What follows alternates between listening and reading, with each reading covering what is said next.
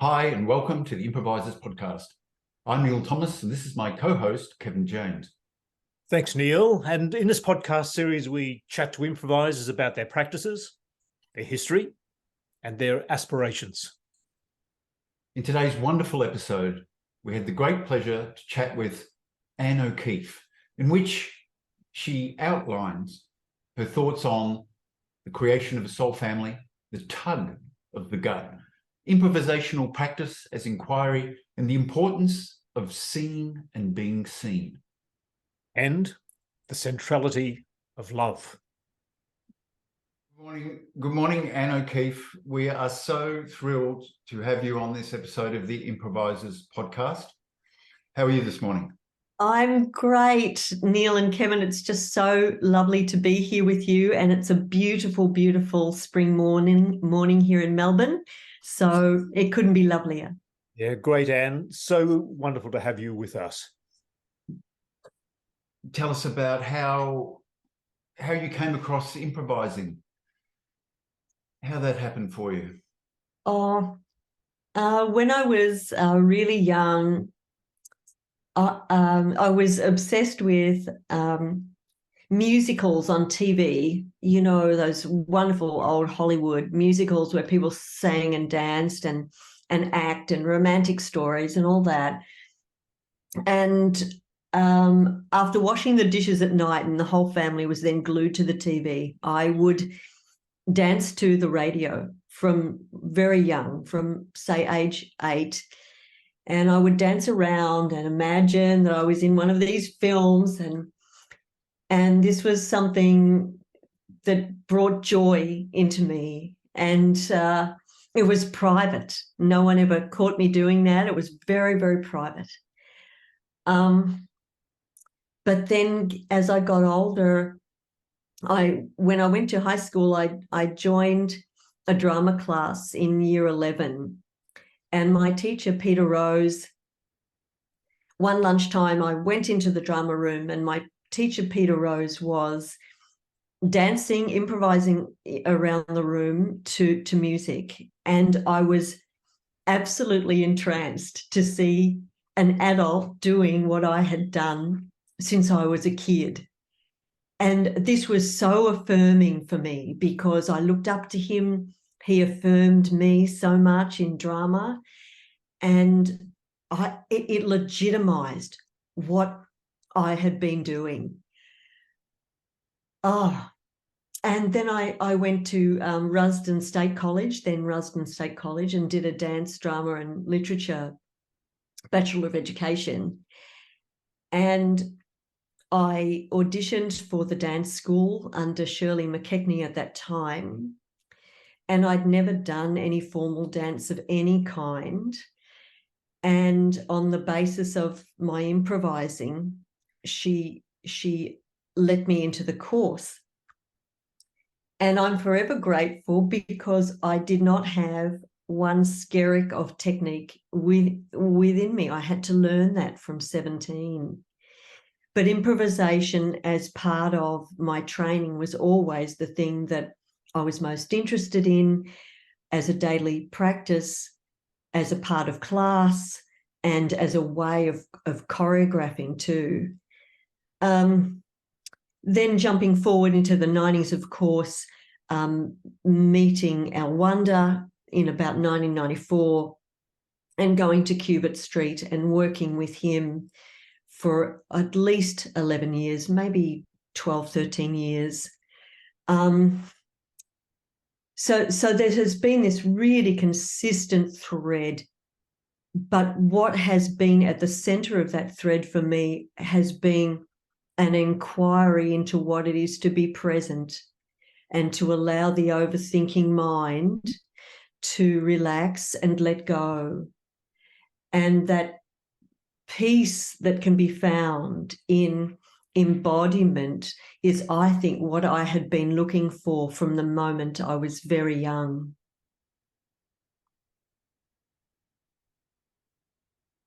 So I'm still searching. I'm still searching for that place of calm centeredness, which for me can only be truly found in the now of the now. So my improvisational practice is all around how can I be present? What are the conditions required for me to discover and settle into a place of presence? And just a couple of other things about your background, because you've been choreographer, director, writer, performer. You've worked with dance, you've worked with theatre, you've worked with television. Is there anything you'd like to just mention around about those areas in your background as we move on into your improvisational practice?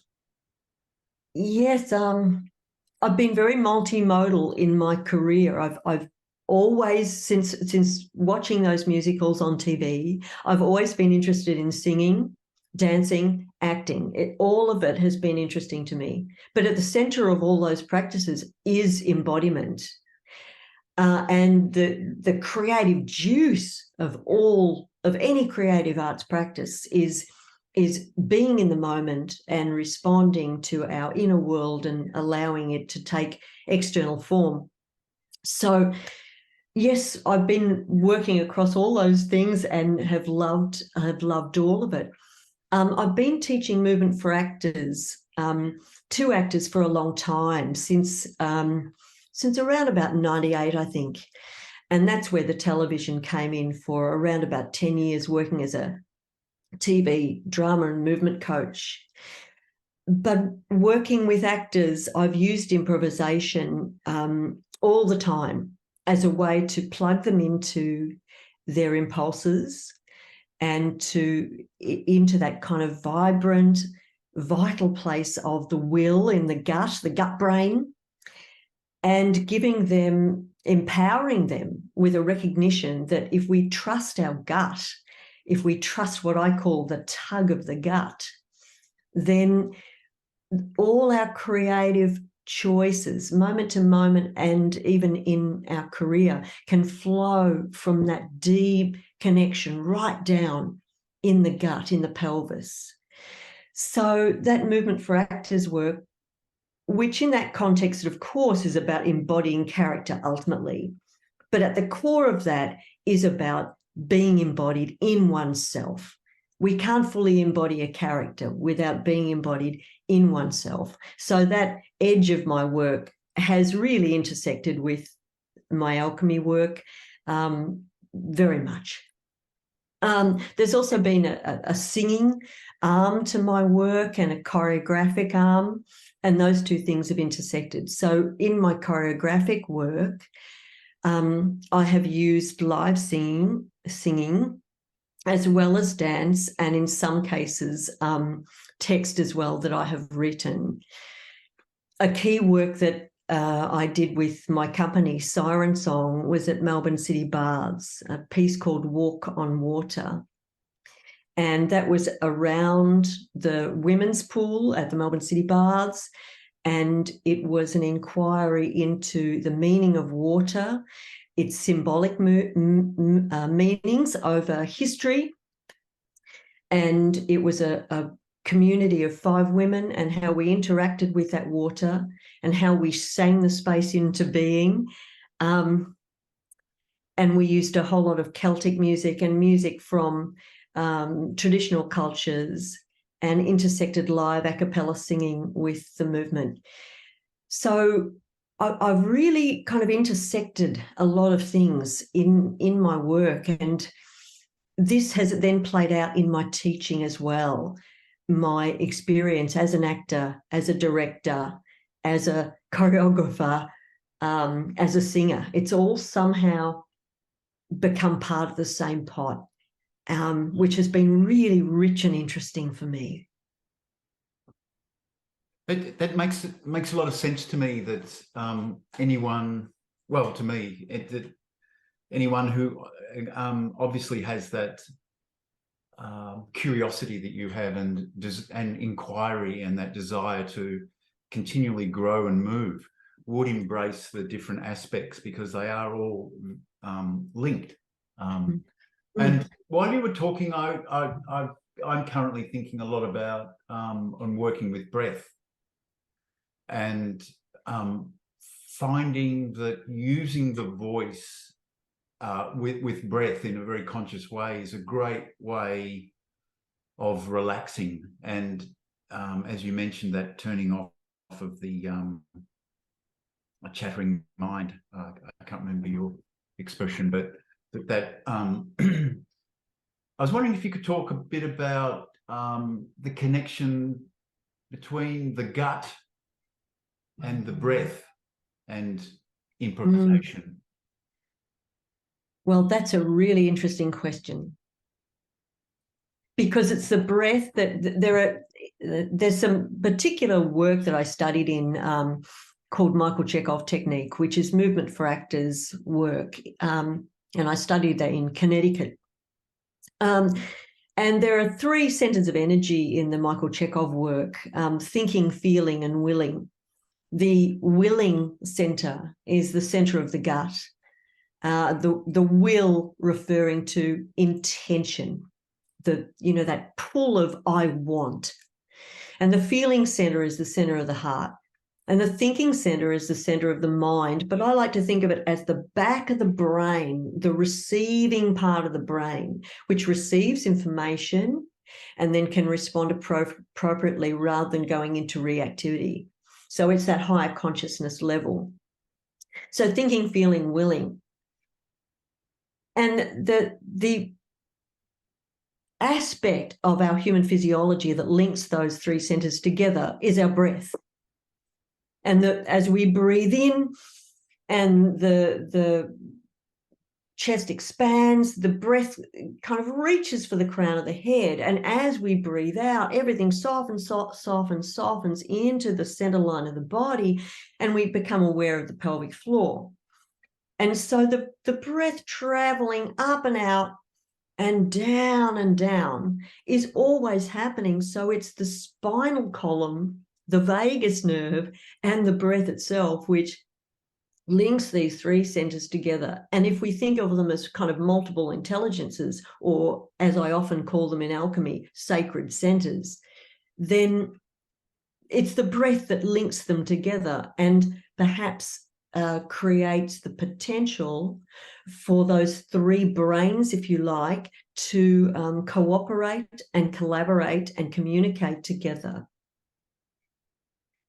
So yes, for me, it's the breath is everything. And in the alchemy classes, I will start by laying people down on the floor in Shavasana, that last pose from yoga. And we'll start by breathing in together and breathing out with a sigh. And this notion of breathing in and letting go on a sigh is a big part of the alchemy practice. And I'm so intrigued about alchemy practice. Can you tell us more about that, its origins, and your approach in teaching it? And I know that you also teach, I guess, teachers of alchemy as well. So, and you spoke earlier, just in passing, about legacy. So, yeah, tell us something about, well, tell us as much as you wish about alchemy, about your teaching, and about legacy. Oh, gee, there's a lot in that for me at the moment, Kevin.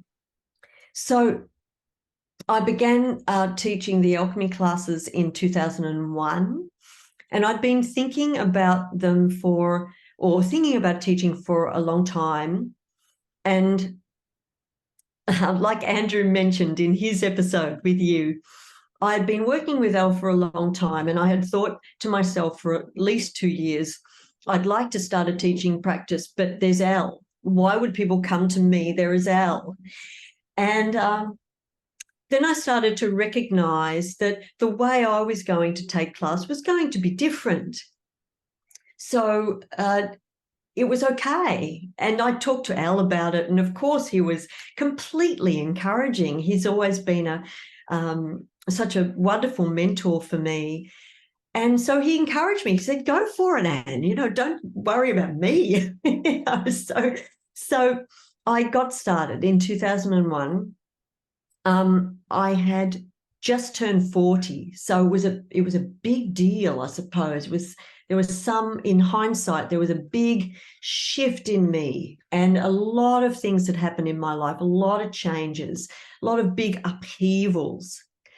And I started Alchemy, and I didn't know why I was starting this class other than I felt like I wanted to teach. But as time has unfolded, I realized I have always sought to create a kind of a soul family, if you like, and gather together a community of compassionate, creative beings who care about each other. And it's kind of become that. And the community of alchemy, these beautiful, compassionate, creative beings nourish me as much as I hope I nourish them. So what I get from it is quite profound. And I'm so grateful to the alchemy community for what they bring to me. So I suppose going back to the origins of my interest in improvisation, this idea of relaxing the mind and allowing the feeling center of the heart and the intention of the gut to make itself known, this was my inquiry. I'd always been an overthinker, a worrier, for a variety of reasons from growing up. And this was habitual in me. And in the teaching and the participation with alchemy or with improvisation in general, my mind just relaxed. And I felt a freedom that I had never really felt before. And I sought in the alchemy classes to give that freedom, that feeling of freedom and liberation to the students who turned up in my class. A big part of also what I had been looking for in all of my performance practice through any of those modalities I mentioned and in the work with Wunder was a very deep-seated need to be seen and be received in my authenticity. Growing up, I didn't really feel that sense of being received. So there was something deep within me that was calling to be fully received and accepted by people around me. And I suppose I learned that by creating a class where a big part of the practice is seeing each other and receiving each other and being seen and being received, that has a beautiful energy of itself. And that gorgeous energy is actually presence and intimacy on a very, very deep level. So this has always been central to the alchemy practice, seeing and being seen, and how that plays out over the course of any class. I still bring scores to the table, of course. It's not utterly free dance. So there are physical instructions like Elle might give, but also a lot of imagery. I bring poetry in. I work with music a lot. And sometimes I speak some writing that I've come across. So there's lots of influences that are coming in. So I think that's might be enough for now. Maybe there's some questions around that you might have. Lovely, and that resonates very strongly. What you're saying, I think it resonates with me, and I think it's going to resonate with everyone who watches this podcast. That the immense power of seeing and being seen, listening and being listened to, in and of itself is almost enough. It's such a potent healing. So maybe we could talk a little bit about, it strikes me that you've talked about it being a personal journey of healing for you, even though the healing word is loaded and a bit tricky as well. But the notion of growing as a person, and your work with alchemy. I guess alchemy is about change or transformation. Maybe you could talk a little bit about how you see alchemy. Absolutely. So the term alchemy refers to an ancient practice of taking base metals, or an attempt to take base metals and transform those base metals into gold.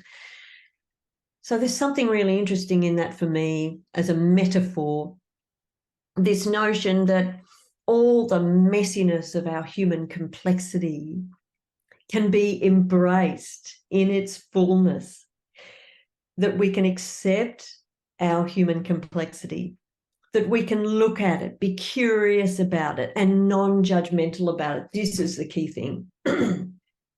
And that in the process of being curious and non-judgmental and accepting and compassionate of the self, that we can transform from that confusion, from the confusion that may be present, into a clearer space, into an open field, into what I often call a field of loving. So where does that sit with improvisation? You know, for me, to really truly be in the now of the now, I have to be with myself. So I don't ever use the word healing in class unless I don't even address it, unless somebody brings it up. But it is a healing practice to improvise for me, because every single moment I'm with myself and I'm with myself and I'm with myself and I'm with my messiness and I'm tackling that messiness and I'm being curious about that messiness and I'm getting freedom from that messiness and I'm being liberated from that messiness, and then I'm meeting the messiness again, and on it goes.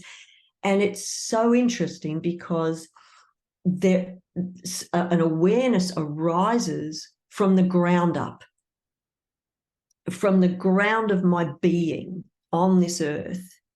In the now of the now, awareness comes up from underneath. So up through the unconsciousness, into consciousness, and then the consciousness makes sense of it, and a feedback loop is created between the unconscious and the consciousness through the home of the heart, right through the home of the heart, right through here.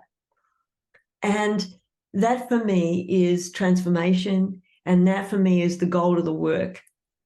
So in the context of alchemy, when I or people in class have those moments of, aha, wow, something just happened for me and I'm not quite sure just yet what that was, or I am sure and I want to share it with you, Anne, or with the class, or with my duet partner. In those moments, that's when I'm so excited. And I rarely go through a class, if ever, without crying at some point, because I will see someone have some little breakthrough, and that hits me really strongly in the heart, because I know some tiny little transformation of self-awareness has happened in that moment, from being prepared to be in the moving moment mindfully.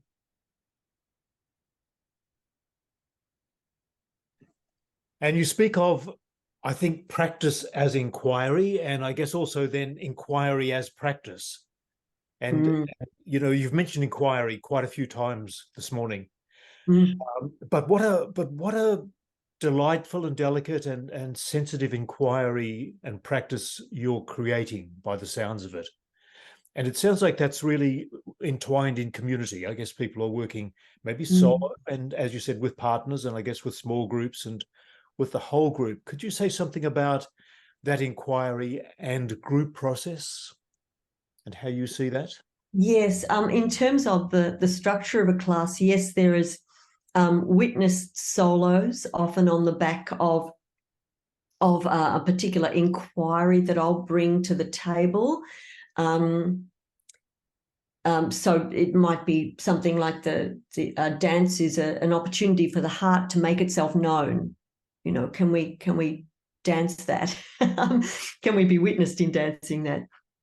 And then there is a duo structure, and that might have that little theme, that same little theme running through it, but it'll have physical instructions as well, like or energetic instructions like giving and receiving of energy, seeing and being seen again, opening and closing space. There's a little bit of an Wunder moment. And then often there is a group dance at the very end of class or at some point in the class. And in fact, some classes focus entirely on group work. And so what I'm always trying to do is find a balance across a series of classes in particular and within individual classes, of attention to self, presence with me as the center ring of a kind of set of concentric rings. And the second ring out is my presence with self and other. And the next concentric ring out is my presence with whole community. And there's a fourth ring, and that's my presence and awareness with my whole environment, including the people within it. So there's kind of 4 rings, if you like, concentric rings, and they're radiating out and they're radiating in. So when we're interacting with the whole community, it informs who we are as individuals and so on. So there's some gorgeous kind of interaction between autonomy and community that's going on, and that I'm flowing people in and out of. And so as we do that, it builds relationships, and I get so much of a kick out of finding that so-and-so and so-and-so have got together and they're doing this little dance piece somewhere, and this person's going to do a teaching practice informed by alchemy, and can they be mentored by me? And you know, this group of people have gone out to a nightclub, and they're going to alchemize the nightclub. And I just love this stuff, you know, because people love each other, have come to love each other. And even though I'm the kind of glue, it's not dependent on me. They're all just alchemists out in the world loving each other. You know, I love it. Wow.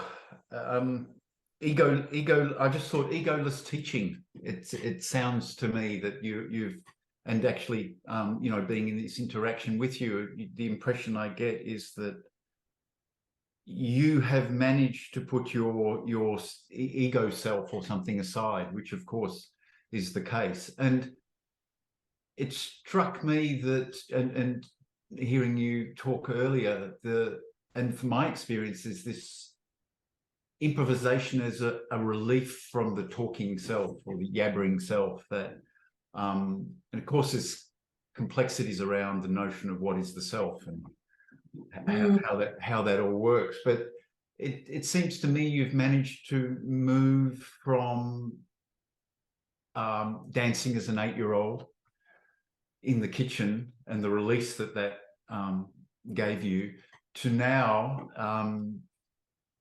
teaching, allowing you to put yourself aside within that alchemical environment of the community that you've created. That whole sort of trajectory. Then maybe it's a good time to think about the legacy that you've left through that huge journey.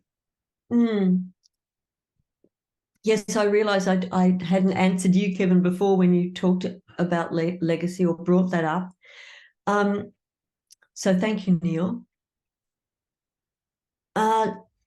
In 2019, I started a teacher training program, an Alchemy Teacher Training program.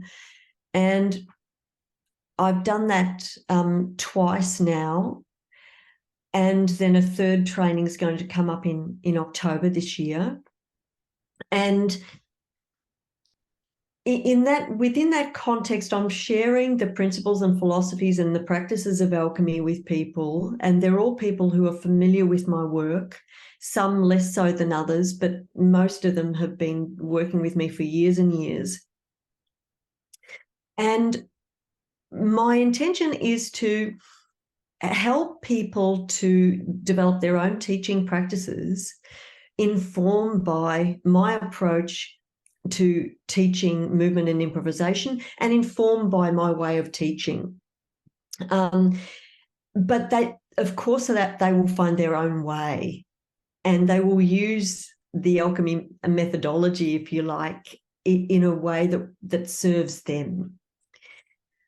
Ultimately, I would love to have, as I wind down my teaching practice in coming years, I would love to have people who are teaching alchemy out in the world under that banner.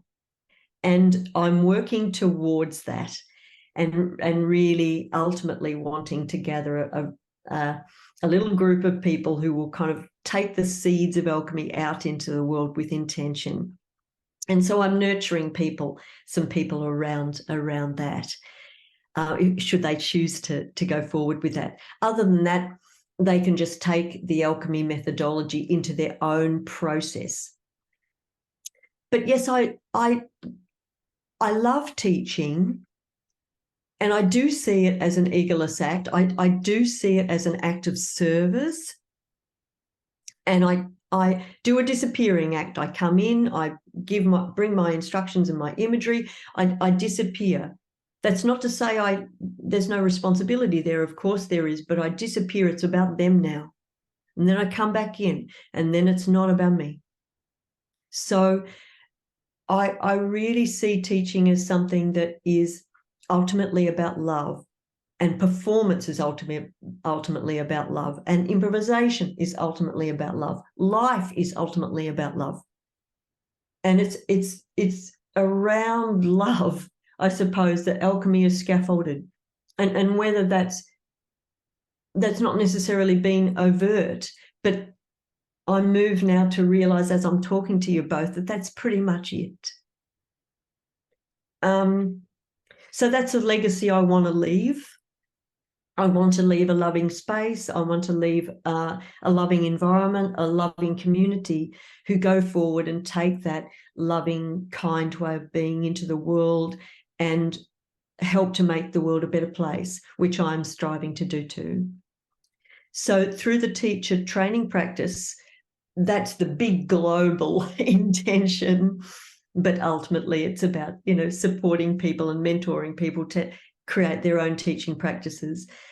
There's also, as part of the legacy leaving, a documentary that's in post-production at the moment being made about alchemy, which I'm really excited about, called Alchemical, made by Misha Bakker and edited by him and Candice Polglaze. And I'm going to be seeing the assembly edit in just about a month's time, and I'm just kind of jumping out of my skin around that, but scared as well because it's such an intimate space, and there's so much that's revealed, and I reveal so much, and so I just don't know what it's going to be like, but I have to just breathe and be with it, So legacy leaving, yep, it's a big thing, and I want to be very intentional about how I do that and what I do. And that's really so beautiful, so touching, the way you hold your work and the way you are so invitational and generous around it. I'm wondering if we could just touch on an area that's a little bit peripheral, but it sounds like your work has got a lot to do with that, supporting people in that process of transforming, becoming, emerging, and continuing to become. But I'm wondering about the interface between what you offer and performance, and whether people come along to your classes who may be interested in taking into performance domains, or whether more into sort of personal transformative domains, and what you might consider around that. Oh, I'm so glad you asked that, Kevin, because I haven't mentioned performance within class. And at the end of class, there's always if we've been focusing on soloing, for example, everyone was solo. If we've been focusing on duos, everyone will duo, or group pieces, everyone will participate in a group score, or all three of those if it's a alchemy sharing. So there's an element that I do at the end of some series, not all, called an alchemy sharing. And in that sharing, that's a public event for invited guests, and everybody invites a couple of people who they feel very confident to perform in front of and who will hold space for them. And in those sharing events, there is always soloing, duoing, or trioing, and group pieces. It builds up to a group piece. So this work does lend itself to performing, but at the center of performing is authenticity. And this is what I'm really, really interested in. And going back to this notion of seeing and being seen, if we're seen and received in our fullness, and if we see and receive others in their fullness, then it creates a field in which we can all be authentic together. And if we can all be authentic together, my question to people when we move into those performance events is, can we take that authenticity? Can we, with courage, take that authenticity in the world? And here's a little step. Here's a little step where we're taking it out into the world, where we invite some people, and we might have 30 people sitting there, and we practice improvising from moment to moment in that very authentic way, allowing ourselves to be fully in the now, and we're practicing being that in the world. And I encourage people to take that question out into the world in general. Can we be this in the world? This is the big challenge. But if we can meet that challenge, it's good for us and it's good for the world. So yes, there is performance. There's no doubt about that. But it comes from a place of real authenticity and truth, and with artifice stripped away. So there's an intimacy in that where I feel that the audience and the performer are part of the same event. There is no separation. And there's an energetic dialogue. And in that dynamic space, in that space between us, between me and the audience, there is a space of real listening and real receiving and real responding on quite a deep, deep level. So yes, there is performing, and that's the kind of performing that I strive to encourage. While you were talking,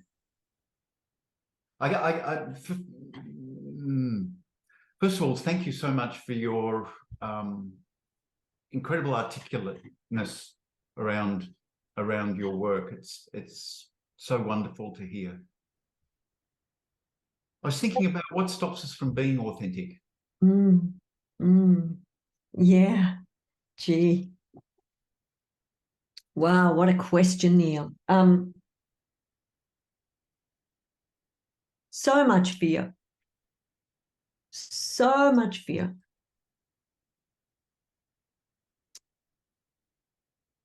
So much fear that if we step into the fullness of who we are, we won't be accepted, and worse, we'll be rejected.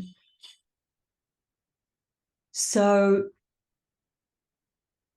there are all sorts of blocks we put in the way on the back of that primal fear, which comes from kind of fear of annihilation.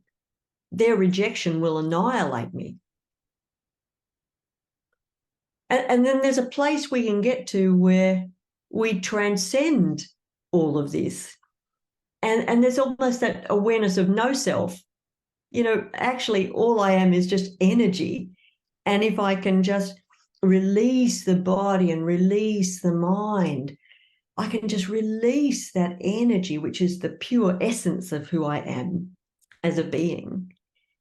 And in that liberation and freedom, it is such peace, as I was saying at the start of our dialogue, there's such peace when we let go of the holding on. And the holding on is fear, fear, fear, fear. So my practice in my own life and my own improvisation and what I bring to the alchemy space is, how can we just let go of those blocks and let go of the underlying fear that informs that physical and intellectual or mind tension of the mind? How can we loosen those little knots and free ourselves up cellularly and then emotionally to be who we are in the world? And I truly believe that the world is crying out for more authenticity. I absolutely believe that as we go more and more and more into kind of how we present, how we feel we need to present. If we strip that away, we just want to be real, I think. I think everybody just wants to be real. And it seems like what you offer is both arts practice, therapeutic arts practice, spiritual practice, and this remarkable practice of becoming deeply and authentically engaged in our living in the world. What a remarkable sweep of both aspirations and ways of going about it that you have and that you hold. It's truly wonderful to hear you articulate this. That's not a question; it's a confirmation. But anything further you'd like to add to your practice, where it is now, where you can see it going, and where you can see others taking it? I think the next step for me is to write a book.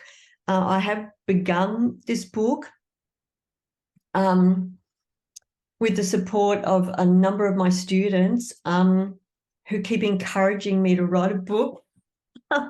So I've begun that process, and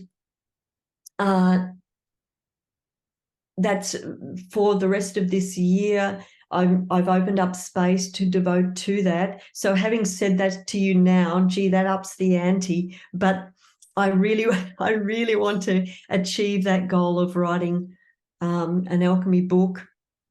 And that's part of legacy leaving. And it's partly about me really putting onto paper all these things that I think about a lot and that I'm inquiring a lot about. And I find it, I hope that I can leave some words as well as some movement that, again, nourishes people and that helps them in their practices going forward. So the book, I think, is the last thing to say. I want to do that. I'm sure you will. We're going to wrap it up now, Anne. It's been an incredibly moving conversation. Thank you so much for your time, for your work, and for living a life of love. Thank you, Neil and Kevin. Thank you. It's just been very moving for me, and it's such a privilege to have been asked to come on with you today. Thank you so much. Thank you. Thank you, Anne, for such deep generosity in what you do and with what you shared with us this morning. Thank you. Thank you. Thanks for that. You've set, not only have you set the bar for yourself to write the book, you've set the bar for the podcasts. Yeah. I started saying about that book, and I thought, oh God, now you really dug a hole for yourself. Here you go. Anyway, it's good. Great. It's good. Great, Anne. Well, I'm just going to stop the recording now.